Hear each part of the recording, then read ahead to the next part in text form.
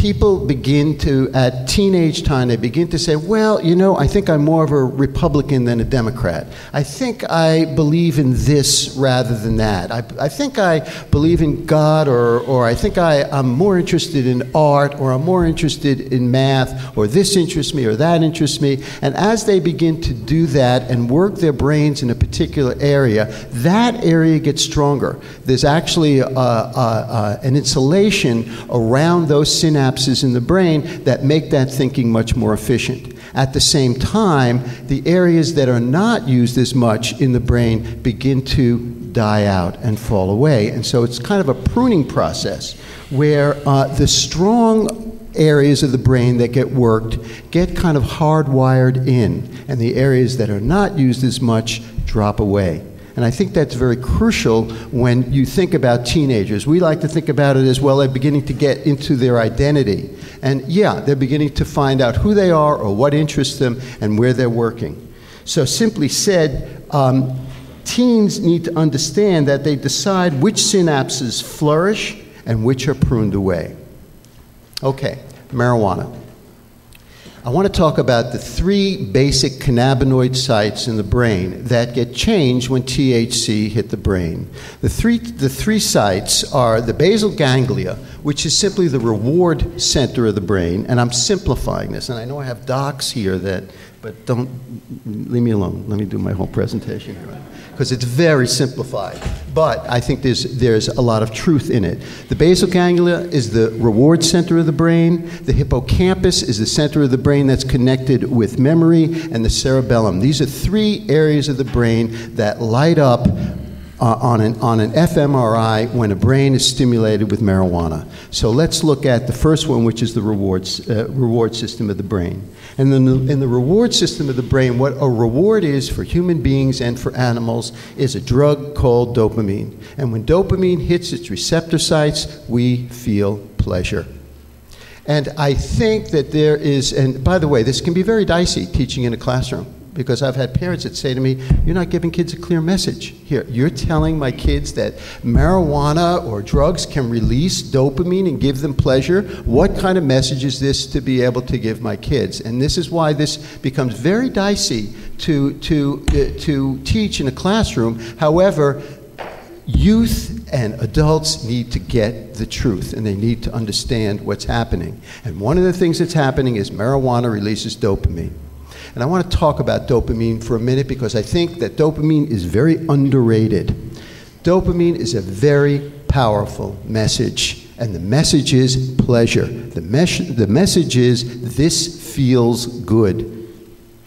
Let me go on to this thing here. And, you know, maybe there's a way that I'm not going to use the PowerPoint until I'm done on this, and people can get this PowerPoint.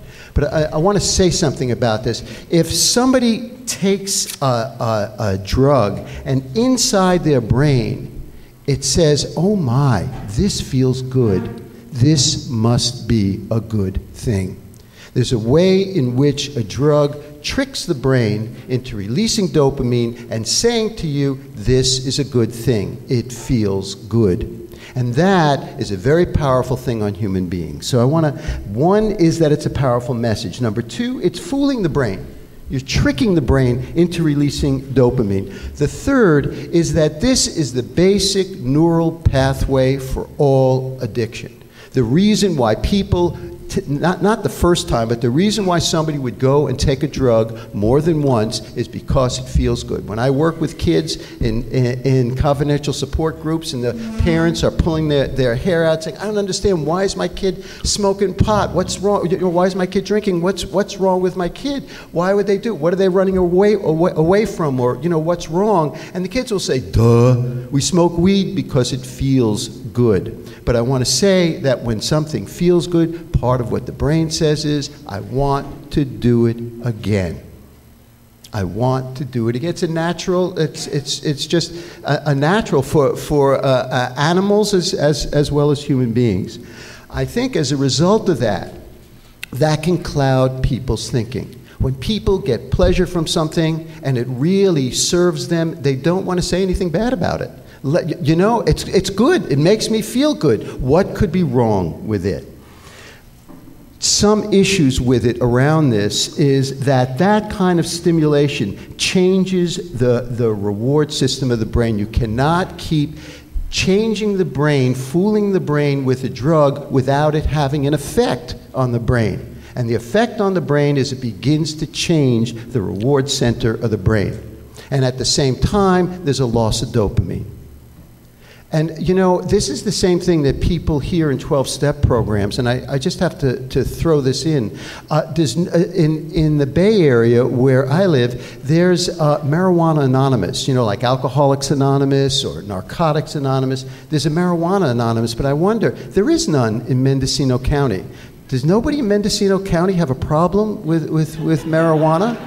It's all good for everybody? You know, I think that there's a way in which part of what we need to do is open up the whole discussion about marijuana, and that's what I want to do with the kids. One other message that, not right now for questions, the other message that I think is really important that I talk about with kids is that there are other feel-good drugs in the brain. And one of those feel-good drugs in the brain is serotonin. And it's a different kind of feel-good drug than dopamine. What serotonin is a feeling of well-being. And a feeling of well-being is different than a feeling of pleasure. Pleasure is